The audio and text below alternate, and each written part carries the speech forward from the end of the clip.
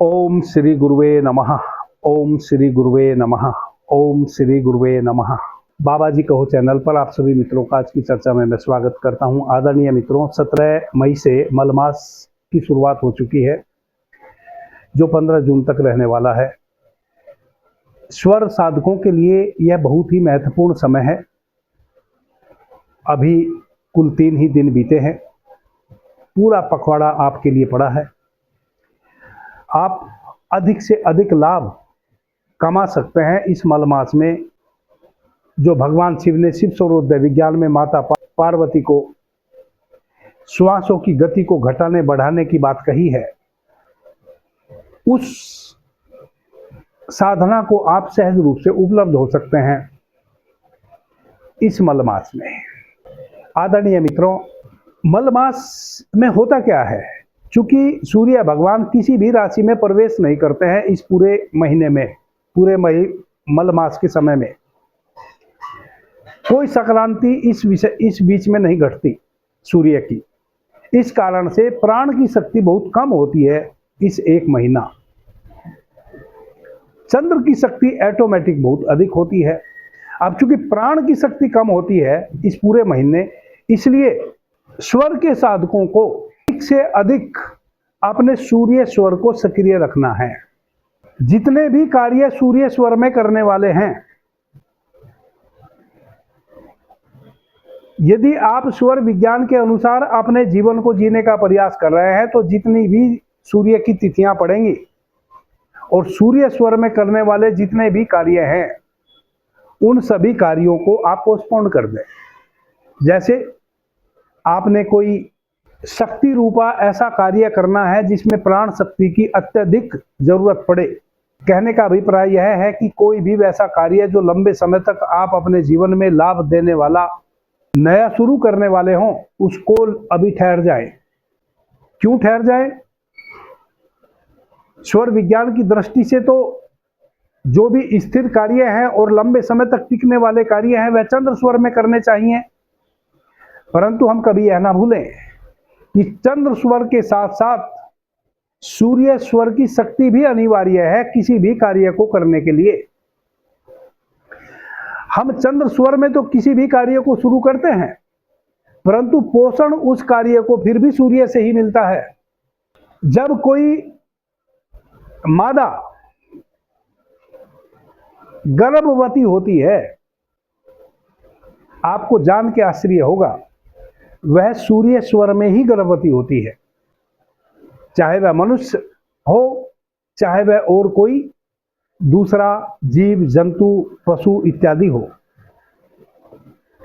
गर्भ धारण जब कोई मादा करती है तो वह सूर्य स्वर में ही करती है।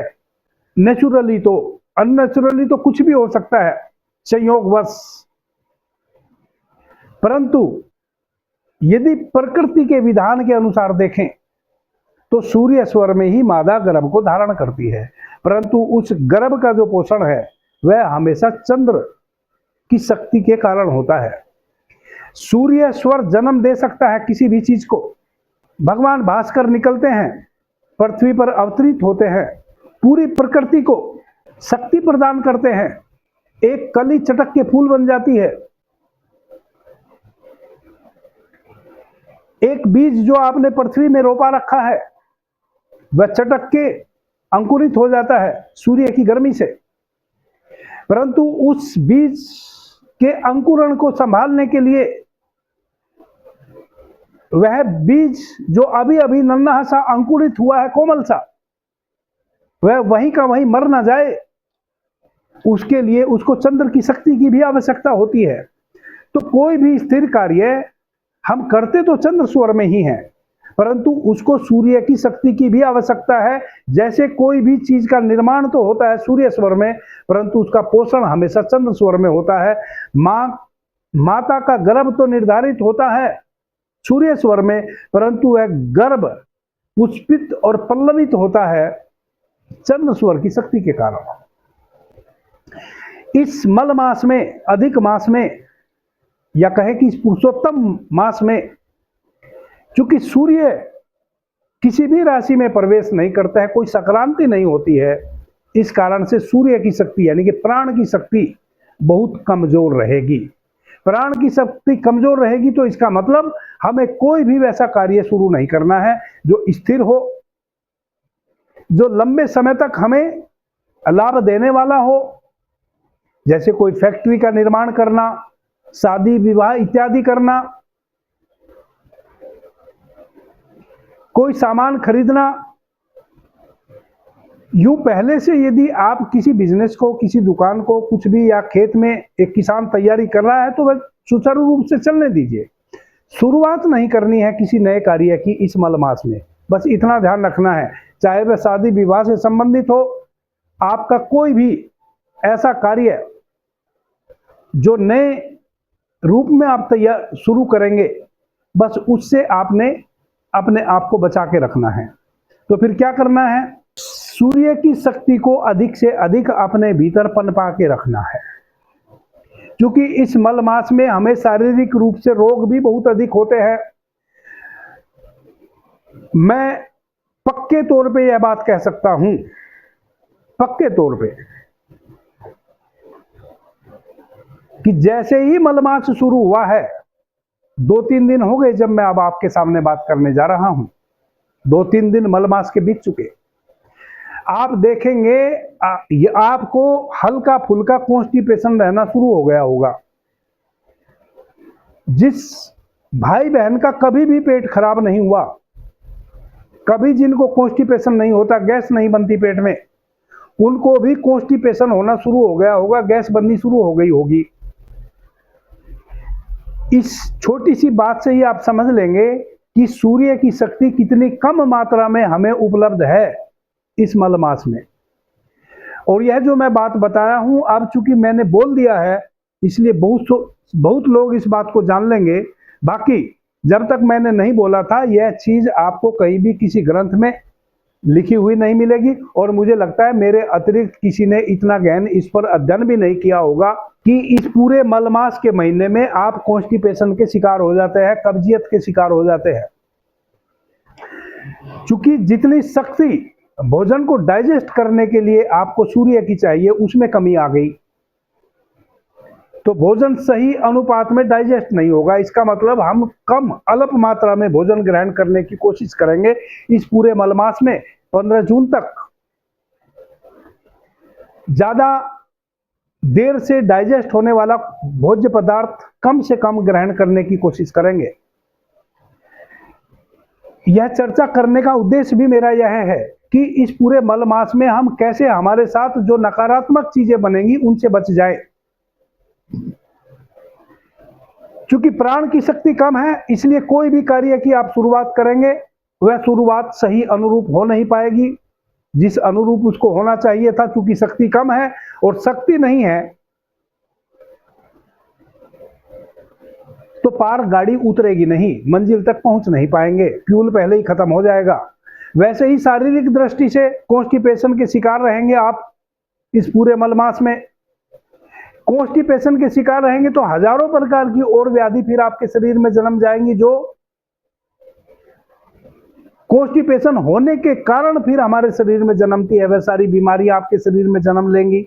इसलिए इस पूरे मलमास के दिनों में जो स्वर योग के साधक हैं, वह अधिक से अधिक कोशिश करें कि आपका सूर्य स्वर सक्रिय रहे। चूंकि सूर्य स्वर भी अभी कम सक्रिय रहने वाला है आपका इस पूरे मलमास में। आप ध्यान देंगे इस बात पे कि वह जो हर प्रत्येक घंटे में आपके स्वर चेंज हो जाते हैं, उसमें कुछ ना कुछ कमी आने वाली है। आपका चंद्र स्वर अधिक चलेगा, सूर्य स्वर कम चलेगा। आपको पूरे दिन यह ध्यान रखना है कि आपका सूर्य स्वर उसी अनुपात में सक्रिय रहे जिस अनुपात में आपका चंद्र स्वर सक्रिय है, एक बात। दूसरी बात, भोजन इत्यादि वैसे आप कभी कभी भूल भी जाते हो तो कोई बात नहीं, लेकिन अभी नहीं भूलेंगे। भोजन आपने सूर्य स्वर में ही करना है। आपने छोटी बड़ी नेति जिस स्वर में करनी है, जैसे बड़ी नेति आपने सूर्य स्वर में जाना है, छोटी नेति आपने चंद्र स्वर में जाना है, इसको बिल्कुल भी अवॉइड नहीं करेंगे तो आप इस पूरे मलमास में बहुत ही खतरनाक रूप से बीमार पड़ जाएंगे। तो अधिक से अधिक आप कोशिश करें कि आपका चंद्र स्वर यदि अधिक बह रहा है तो सूर्य स्वर को सक्रिय रखने की कोशिश करें। कैसे करेंगे? यदि 2.5 घड़ी से अधिक यानी कि 1 घंटे से अधिक आपका चंद्र स्वर बह रहा है किसी भी समय, सुबह तो तिथि के अनुसार स्वर को बहने दें, इसके बाद जो स्वर परिवर्तित होते रहते हैं हर 2.5 घड़ी में, यदि 2.5 घड़ी से अधिक आपका चंद्र स्वर बह रहा है तो आप अपने दाहिने हाथ की मुट्ठी को अपने बाएं कुक्षी में रखिए और बाएं अंगूठे से अपने चंद्र स्वर को बंद कीजिए, सूर्य स्वर से श्वास लेना शुरू कीजिए। कुछ ही क्षण में आपका सूर्य स्वर सक्रिय हो जाएगा, चंद्र स्वर आपका निष्क्रिय हो जाएगा। जब आपका चंद्र स्वर निष्क्रिय हो जाएगा तो कोई रुई का गुट्ठा बना के आप अपनी नासिका में डाल लेंगे ताकि वापस से आपका चंद्र स्वर ही रिपीट ना हो जाए। और फिर पूरा 2.5 घड़ी अपने सूर्य स्वर को आप बहने दीजिए, तब आपका चंद्र स्वर फिर वापस से बहे। इस बात का आप ध्यान रखेंगे तो इस मल मास में आपको कोई नुकसान नहीं होगा। दूसरा, अधिक से अधिक प्राणायाम करने की कोशिश कीजिए, क्योंकि प्राणायाम करने से अतिरिक्त प्राण ऊर्जा हमारे भीतर प्रवेश करती है। प्राण ऊर्जा कैसे आपके भीतर अधिक से अधिक प्रवेश करे, इसी चैनल पर मैंने अभी लास्ट जो वीडियो था उसमें भी चर्चा की है। अवेकनिंग इनर सेल्फ चैनल पर मैंने अमृत प्राणायाम की एक विधि बताई थी। उस चैनल पर जाकर आप उस वीडियो को सुनेंगे उस अनुसार, क्योंकि यदि मैं आपको बताऊंगा तो यह वीडियो बहुत लंबा हो जाएगा, क्योंकि वह बहुत विस्तृत करके मैंने ऑलरेडी उसमें बताया हुआ है। तो आप उस वीडियो को सुनेंगे, अमृत प्राणायाम अधिक से अधिक करने की कोशिश करेंगे आप, जो अवेकनिंग इनर सेल्फ चैनल में मैंने वह विधि बताई है। और भी कुछ नहीं तो अनुलोम विलोम तो करने की कोशिश करें, दिन में 2-3 बार। अल्पाहार लेने की कोशिश करें, बहुत अधिक आहार ना लें, क्योंकि इंडाइजेशन आपको इस पूरे पखवाड़े में होने वाला है। आदरणीय मित्रों, और क्या हम कर सकते हैं जिसका हमें अधिक लाभ मिले? आप अधिक से अधिक अपने श्वासों को साध सकते हैं इस अधिक मास में। जैसे भगवान शिव माता पार्वती को कहते हैं कि यदि कोई साधक अपने श्वासों को 12 अंगुल बाहर साध ले,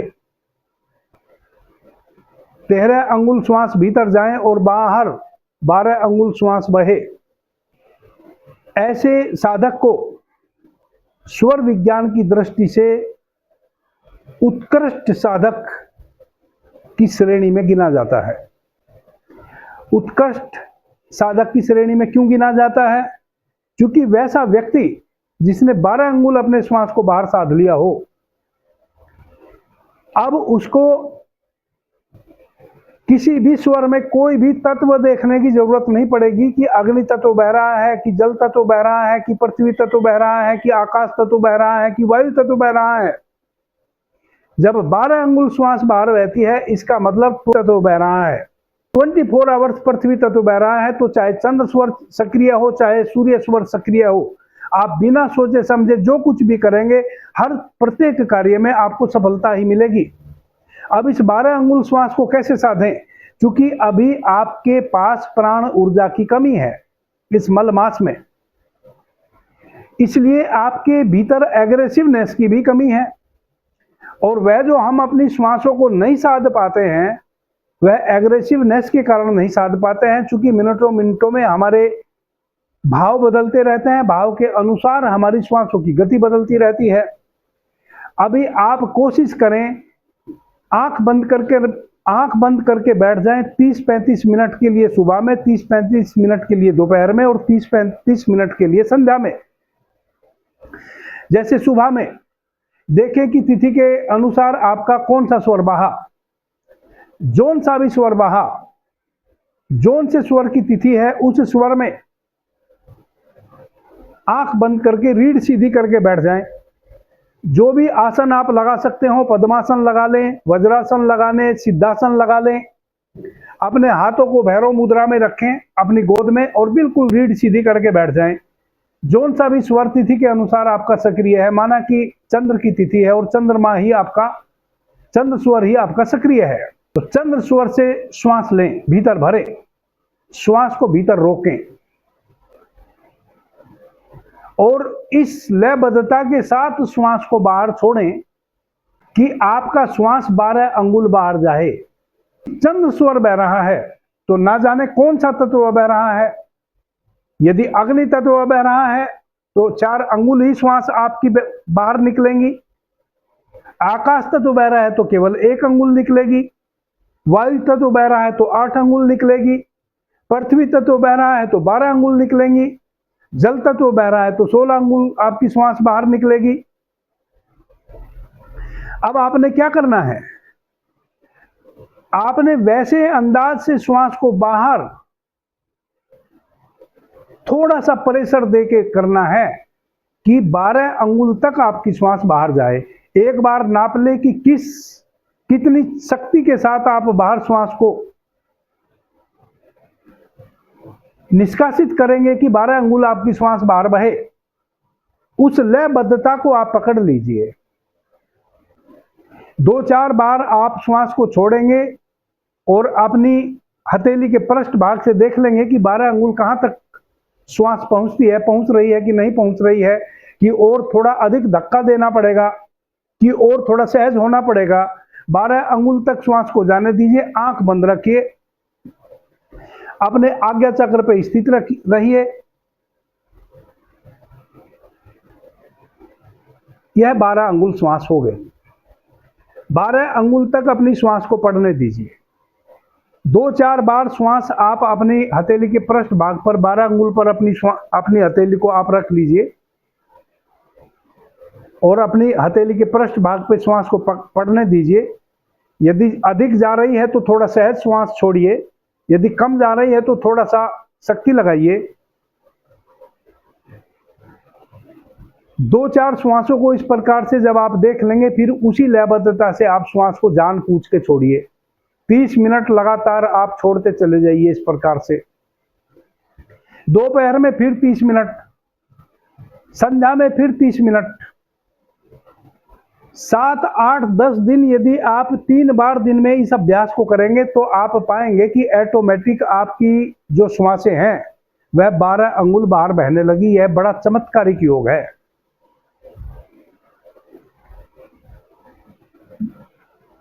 पूरा दिन फिर आपकी 12 अंगुली श्वास बहेगी। इसका मतलब निरंतर आपका पृथ्वी तत्व सक्रिय रहेगा। अब आपके शरीर को अग्नि तत्व की आवश्यकता है, वायु तत्व की आवश्यकता है, जल तत्व की आवश्यकता है या आकाश तत्व की आवश्यकता है। उसकी पूर्ति रात्रि में जब आप शयन में जाएंगे ऑटोमेटिक आपका शरीर कर लेगा। दिन भर तो जब तक आप जागरण की बेला में रहेंगे आपका श्वास 12 अंगुल ही बाहर बहता रहेगा और यह 10 दिन के अंदर सध जाएगा। यदि आप 30-30 मिनट 3 बार दिन भर में अभ्यास करें, एक बार मॉर्निंग में सूर्योदय के समय, एक बार दोपहर में जब सूर्य आपके सिर पे हो और एक बार संध्या में जब सूर्य फिर डूबने जा रहा हो। यह इस अधिक मास में यदि आप साधना चाहेंगे तो सध जाएगा। अधिक मास के अतिरिक्त यदि आप साधना चाहेंगे तो यह 6 महीने में भी आपसे नहीं सधेगा। अभी यह अधिक मास का आप उपयोग कर लें। इस प्रकार से आप 12 अंगुल श्वास को साध लें। जब कोई साधक 12 अंगुल अपनी श्वास को साध लेता है, भगवान शिव माता पार्वती को शिव सर्वोदय विज्ञान में कह रहे हैं कि उसके जीवन में किसी भी प्रकार का वैसा घटना घट नहीं सकती जो उसकी इच्छा के विरुद्ध हो, अनापेक्षित हो। उसके साथ वही घटेगा जो घटने योग्य है या जो वो चाहता है। अभी के लिए इतना ही। आपने मुझे ध्यान से प्रेम से सुना, उससे मैं बहुत अनुग्रहित हूं। सभी मित्रों को मेरा प्रणाम, धन्यवाद। हर हर महादेव।